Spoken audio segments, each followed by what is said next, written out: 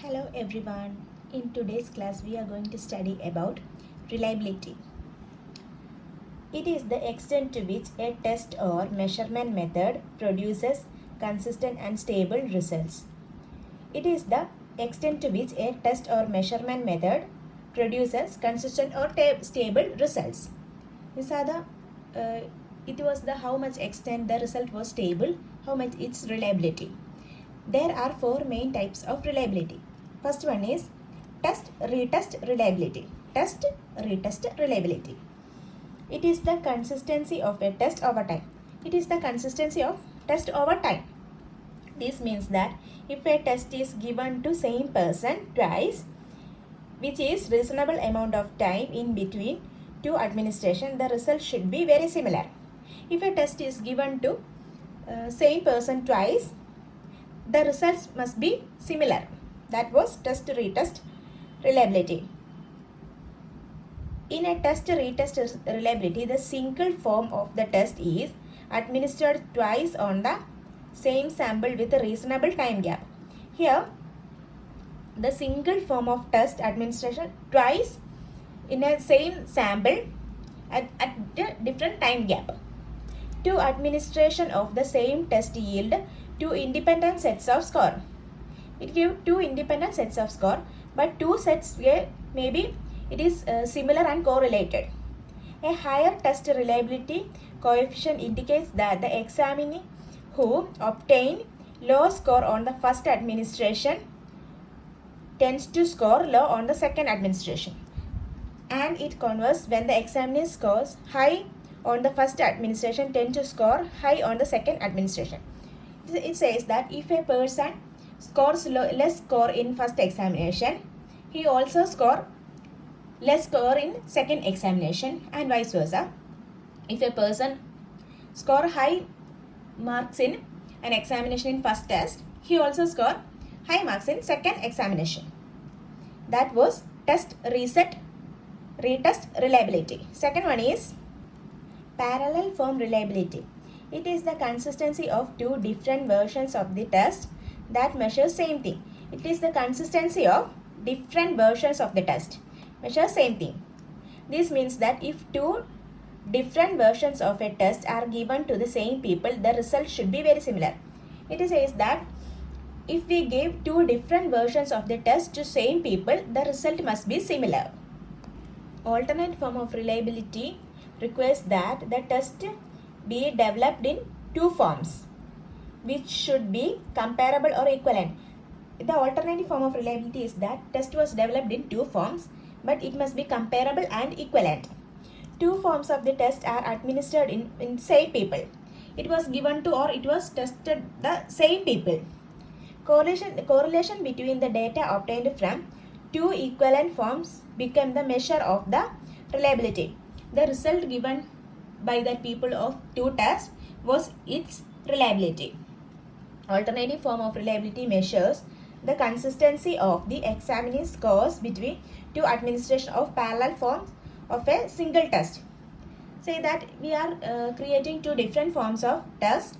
We are testing it in the same people. They say that the test result was similar. That was parallel form of reliability. Third one is internal consistency reliability.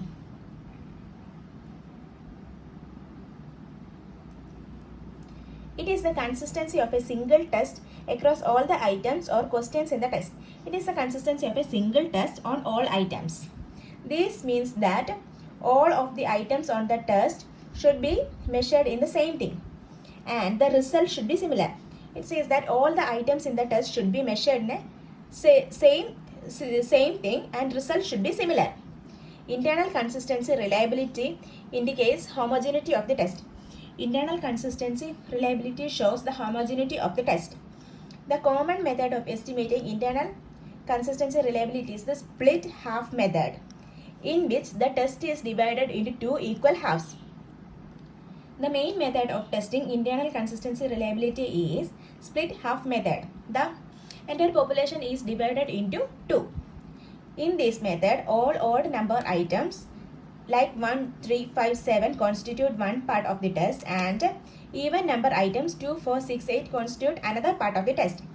Here 1, 3, 5, 7, like odd numbers constitute one set and even numbers 2, 4, 6, 8 constitute another group. Each examinee receives 2 scores. The number of correct answers on the all odd numbered items constitute 1 score and number of correct answers of all even number item constitute another score. The marks obtained or score obtained in the even numbers constitute one group and odd numbers constitute another group. And the scores should be examined and it should be similar. And the fourth one is inter-rater reliability.